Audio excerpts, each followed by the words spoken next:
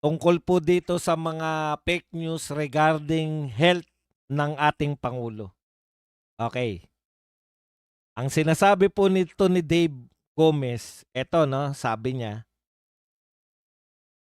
"The timing is suspect." Yan. "Why the sudden surge at this time? Why resort to outright lies? Why the desperation? Regardless the motive is clear, distract and destabilize our government." So ang sinasabi nito ni Dave Gomez, kaya niya gustong ipakulong lalo na po yung mga vlogger na nagpapakalat di umano ng fake news dahil the timing is suspect. Bakit daw ang bilis daw ng pagkalat ng fake news? Alam mo Dave, panahon na panahon ng sabihin ko sa'yo 'to, baka ikaw natutulog sa pansitan, eh. Ang virality ng isang issue o ng isang event, hindi po kinakailangan niya na sadyain. Ang dami pong viral na hindi naman talaga sadya. Halimbawa, 'pag yung may nagba-viral na biglang nagwala, viral yung, isang manong na nanutok ng baril sa isang siklista. Tandang-tanda natin 'yan, 'di ba? Ibig mong sabihin sinadya 'yan, kaya nagkaroon ng viral na ganyan? Hindi po. Ang virality ngayon, may kapangyarihan na po ngayon yung bawat mamamayan kung sino po yung gusto nilang ipa-viral.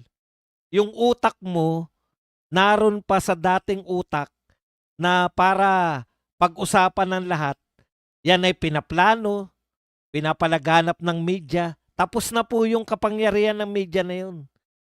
Yung utak mo, conspiracy theory, na kaya lumalaganap yung isang bagay dahil yung media pinalaganap nila kaya yung mga tao lumaganap sa mga tao. Kaya na po ng isang tao na mag-upload ng isang video na nasaksihan niya sa kalye, magba-viral yun. Kasi interesting, eh. Nakukuha mo Dave, hindi po lahat pinaplano, hindi po lahat conspiracy na eto, ipapa-viral namin 'to. Yung sinasabi mo na bakit ang bilis, interesado yung tao, kaya naging mabilis. Ibig mo sabihin, yung mga road rage, na naging viral, merong tao na nagpakana niyan, merong isang conspirator na sinadya niyang palawakin 'yan? Hindi. O isa pa, yung mga viral na sayaw, ibig mo sabihin may nagplano niyan? May nakarinig na nakapanood ng, Hawak Mo ang Beat, nagustuhan niya, shinare niya sa kanyang yung nag-share, may nakapanood, nagustuhan din nila, kumalat na po yung Hawak Mo ang Beat. No radio exposure, no TV exposure, wala pong kahit na ano. Ganyan po yung power ng internet. Kaya naman pala hindi mo pala nauunawaan kung paano nagba-viral yung mga tao, eh. Hindi po kinakailangang pinaplano lahat. Kayo nga plano ng plano, eh. Hindi naman nagba-viral yung gusto niyong palawakin. 'Di ba?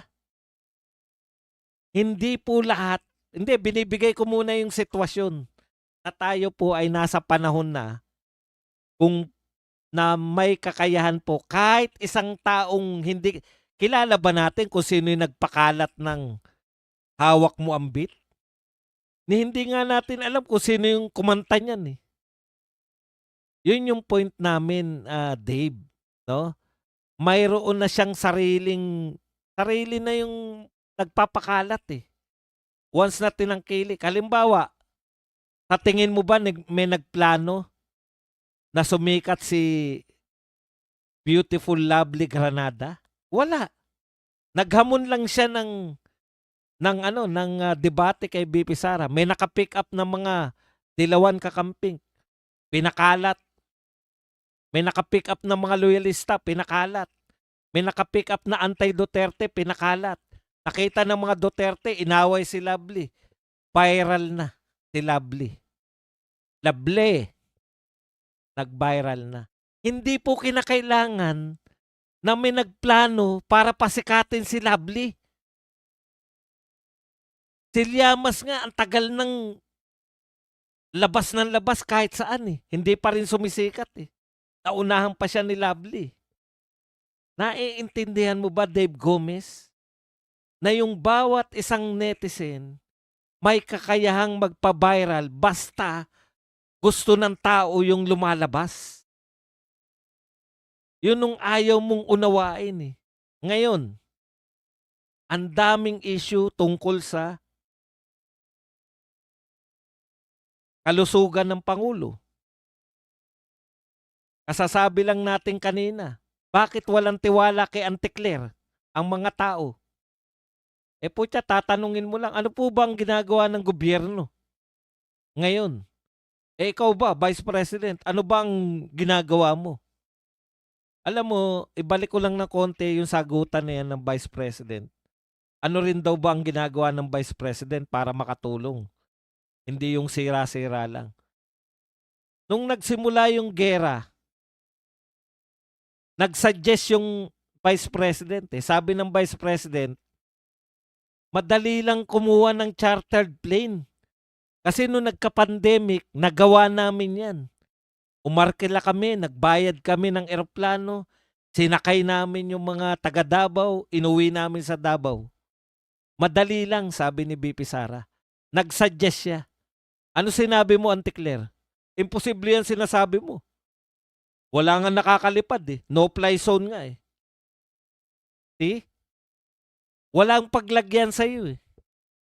Pag nagsasuggest yung Vice President, binubutaktakan mo kagad na imposible yan sinasabi.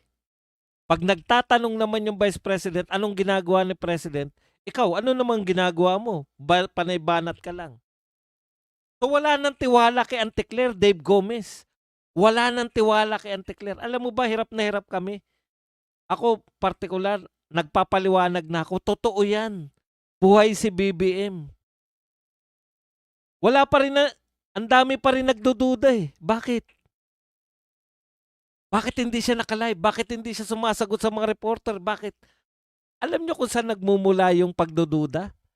Dahil din sa mga pas na mga sinabi ni BBM, sa mga pas na sinabi nito ni Auntie Claire, sa madaling salita, Dave Gomez, walang tiwala, distrust of BBM, distrust of Auntie Claire. Ngayon, ang tagal mo ng PCO chip. Alam namin, naririnig namin yung pangalan mo. Ngayon, lalantad ka, nasigang-siga. Ipapakulong ko yung mga nagpapa-fake news. Hindi ba trabaho mo bilang PCO ang magbigay ng tamang impormasyon sa tao? Madali lang naman kumbinsihin yung mga tao eh. Nung sinabi nyo, pasensya na kayo, ang ganda kasi nitong halimbawa na to eh. Nung sinabi nyo na nakabili kayo ng krudo mula sa bansang Russia, nagduda ba? May nagduda bang mga Pilipino? Wala. Ayan yung ebidensya oh. Pinakita ng media yung ebidensya. Sara Sky. Sara Sky ang pinagdalan? Loko to si Putin ah. Alam niyan sa Pilipinas papunta, Sara Sky ang pinadala. Naglolokohan pa tayo. Bakit naging katiwa-tiwala yun? Kayo rin na nagsabi niyan na nakabili tayo. Bakit kami nagtiwala? Nakita namin yung pruweba eh. Sinasabi nyo, malusog ang Pangulo, walang sakit. Asan ang pruweba? Namamayat. Sinabi ni BBM, kaya ako payat kasi ayoko nang tumaba. Ako rin ayoko nang tumaba eh. Ba't ang taba ko pa rin? Ayoko nang tumaba. Ayoko malaki ang tiyan. Gusto ko yung... Hindi lang po yan dahil gusto ko lang na pumayat. Payat na ako. Yan yung sinasabi namin eh. Kayo ang gumawa ng sitwasyon para hindi na kayo paniwalaan. Gaano katiwa-tiwala yung PCO? Yan ang problemahin mo, Dave. Walang nagtitiwala sa PCO, walang nagtitiwala sa mga sinasabi ng presidente ng Pilipinas. dahil sa dami po ng kanyang mga sinabi na hindi nagkatotoo.